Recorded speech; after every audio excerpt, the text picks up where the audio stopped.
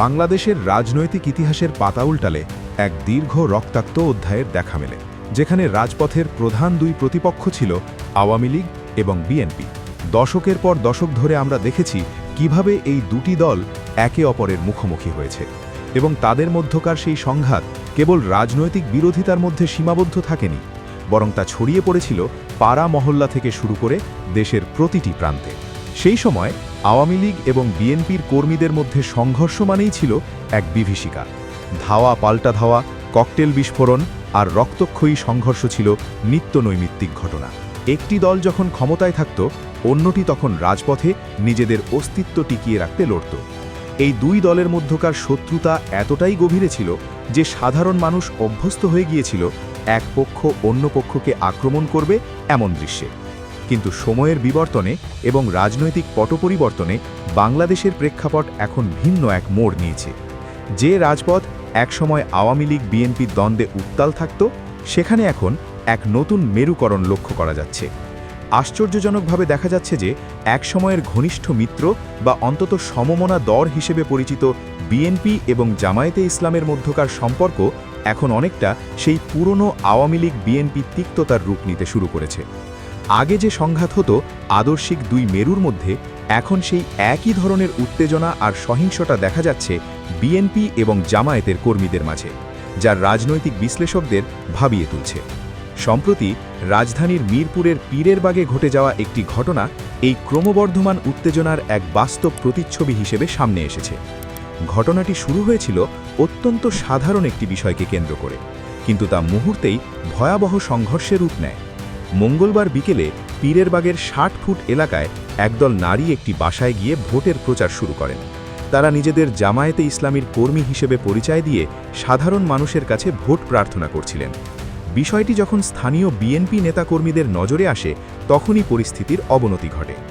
বিএনপির কর্মীরা জামায়াতের নারী কর্মীদের এই আগাম প্রচারণার বিরোধিতা করেন এবং তাদের সাথে তীব্র বাগবিতণ্ডায় জড়িয়ে পড়েন। রাজনৈতিক আধিপত্যের লড়াই এতটাই চরম পর্যায়ে পৌঁছায় যে এক পর্যায়ে জামায়াতের ৪ নারী কর্মীকে সেখানে আটক রাখা হয়। এই আটকের খবর যখন স্থানীয় জামায়াত ও ইসলামী ছাত্র শিবিরের নেতাকর্মীদের কাছে পৌঁছায়, তারা তাদের কর্মীদের উদ্ধার করতে ঘটনাস্থলে ছুটে আসেন। সেখান থেকেই শুরু হয় এক তুক্ষর সংঘর্ষ। কোনো এক সময়ের জোট সঙ্গী এই দুই দলের কর্মীরা লাঠি সোটা নিয়ে একে অপরের ওপর ঝাঁপিয়ে পড়েন। পীরের বাগের ওই এলাকা রণক্ষেত্রে পরিণত হয় এবং ধাওয়া পাল্টা ধাওয়ার ঘটনায় অন্তত ১৫ জন আহত হন। যদিও প্রশাসনের পক্ষ থেকে বিষয়টিকে বড় কোনো সংঘর্ষ না বলে কেবল হাতাহাতি হিসেবে বর্ণনা করার চেষ্টা করা হয়েছে, কিন্তু প্রত্যক্ষদর্শী এবং স্থানীয়দের বর্ণনা অনুযায়ী এটি ছিল প্রকাশ্য এক সংঘাত, যা এই দুই দলের তৃণমূল পর্যায়ের তিক্ততাকে ফুটিয়ে তুলেছে।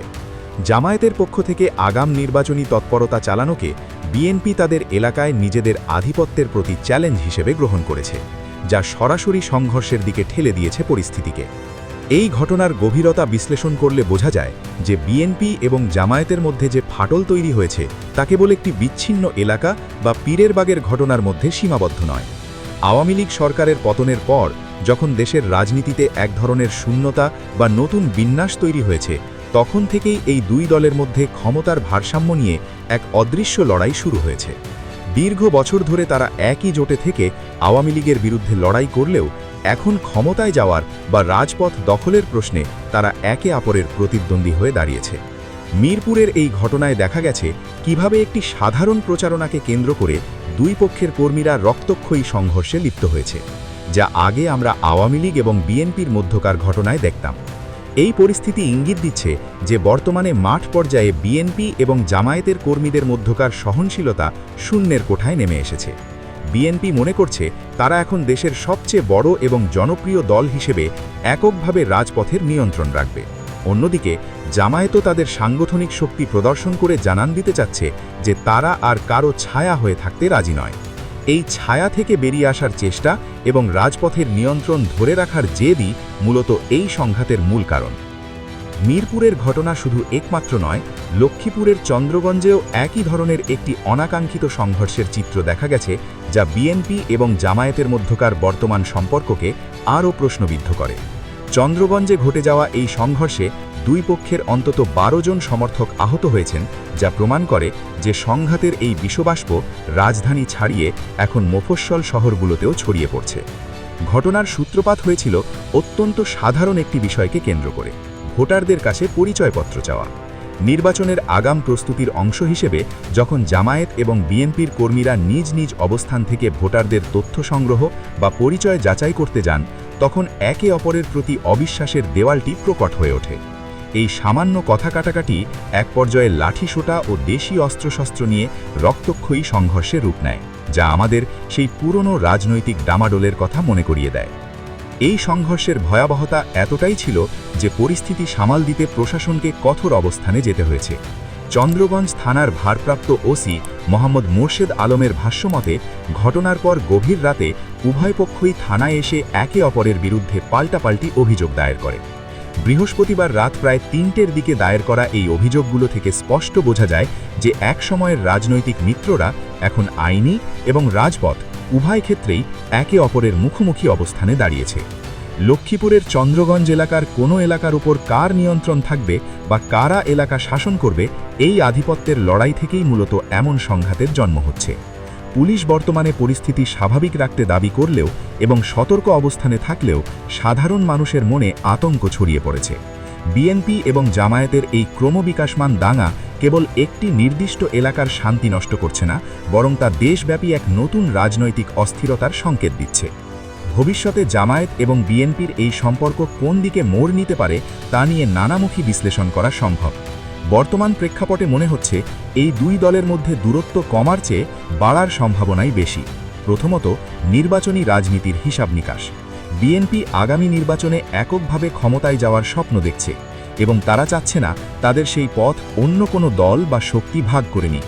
অন্যদিকে জামায়াতে ইসলামী চাচ্ছে তাদের দীর্ঘদিনের রাজনৈতিক ইমেজ পরিবর্তন করে একটি শক্তিশালী এবং স্বাধীন পক্ষ হিসাবে আবির্ভূত হতে। যখন দুটি দলই ক্ষমতার কাছাকাছি পৌঁছানোর চেষ্টা করে এবং তাদের জনসমর্থনের ভিত্তি অনেকটা কাছাকাছি থাকে, তখন তাদের মধ্যে সংঘাত অনিবার্য হয়ে পড়ে।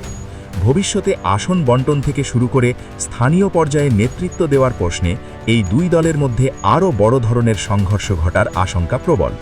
পীরের বাগের ঘটনার মতো ছোট ছোট বিরোধগুলো ভবিষ্যতে জাতীয় রাজনীতির বড় সংকটে পরিণত হবে। যদি কেন্দ্রীয় পর্যায়ে কোনো সমঝোতা না হয়, তাহলে তৃণমূলের এই হিংসা নিয়ন্ত্রণের বাইরে চলে যাবে। আওয়ামী লীগ রাজনৈতিকভাবে দুর্বল বা নিষ্ক্রিয় থাকার কারণে এখন মাঠের প্রধান প্রতিপক্ষ হিসেবে বিএনপি এবং জামায়াত একে অপরকে চিহ্নিত করছে। এটি অনেকটা সেই পুরনো প্রবাদের মতো যে সাধারণ শত্রু যখন বিদায় নেয় তখন বন্ধুদের মধ্যেই বিভেদ শুরু হয়। দ্বিতীয়ত, আদর্শিক এবং কৌশলগত পার্থক্য ভবিষ্যতে এই সম্পর্ককে তিক্ত করে তুলবে। বিএনপি একটি জাতীয়তাবাদী ঘরানার দল, যারা ধর্মকে ব্যবহার করলেও মূলত ক্ষমতার রাজনীতিতে বিশ্বাসী, আর জামায়াত একটি ক্যাডার ভিত্তিক রাজনৈতিক সংগঠন, যাদের লক্ষ্য এবং উদ্দেশ্য অনেক বেশি কাঠামোগত। এই কাঠামোগত পার্থক্যের কারণে তাদের কাজের ধরনেও অমিল রয়েছে।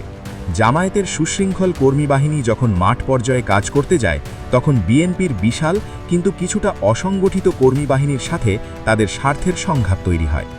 আগে যখন তাদের অভিন্ন লক্ষ্য ছিল আওয়ামী লীগকে সরানো, তখন এই পার্থক্যগুলো ঢাকা পড়ে থাকত, কিন্তু এখন যখন লক্ষ্য কেবল ক্ষমতা, তখন কেউ কাউকে ছাড় দিতে রাজি নয়। এই চারিত্রিক পার্থক্য ভবিষ্যতে তাদের মধ্যকার রাজনৈতিক সমঝোতাকে আরও কঠিন করে তুলবে। আমরা হয়তো দেখব যে আগামী দিনগুলোতে রাজপথে মিছিল বা জনসভা করা নিয়ে এই দুই দলের কর্মীদের মধ্যে প্রায়ই রক্তক্ষয়ী সংঘর্ষ হবে। পরিশেষে বলা যায়, বাংলাদেশের রাজনীতি এক অদ্ভুত ক্রান্তিকাল পার করছে।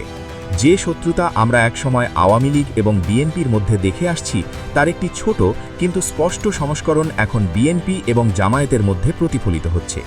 মিরপুরের পীরের বাগের নারীদের ভোটের প্রচারণাকে কেন্দ্র করে যে সংঘর্ষ হয়েছে, তা কেবল সামান্য হাতাহাতি নয়, বরং এটি একটি গভীর রাজনৈতিক বার্তা। এই বার্তা হলো, ভবিষ্যতে এই দুই দল আর বন্ধু হিসেবে নয়, বরং রাজপথের কট্টর প্রতিদ্বন্দ্বী হিসেবেই একে অপরের মুখোমুখি হবে। রাজনৈতিক বিশ্লেষণে এটি স্পষ্ট যে স্বার্থের সংঘাত যেখানে প্রবল, সেখানে জোট বা মৈত্রী কেবল সাময়িক। ক্ষমতার চূড়ান্ত দৌড়ে এই দুই দলের কর্মীরা যেভাবে একে অপরের রক্ত ঝরাচ্ছে, তাতে ভবিষ্যতে আওয়ামী লীগ বিএনপি সংঘর্ষের জায়গাটি যদি জামাত বিএনপি সংঘর্ষ নিয়ে নেয়, তাহলে অবাক হওয়ার কিছু থাকবে না। এই ভ্রাতৃঘাতী সংঘাত যদি চলতেই থাকে তাহলে তা কেবল দল দুটির ক্ষতি করবে না, বরং দেশের রাজনৈতিক স্থিতিশীলতাকে হুমকির মুখে ফেলবে। সমঝোতা নাকি সংঘাত, কোন পথে হাঁটবে বিএনপি এবং জামায়াত তা সময়ই বলে দেবে। তবে বর্তমান লক্ষণগুলো সুখকর কোনো ইঙ্গিত দিচ্ছে না।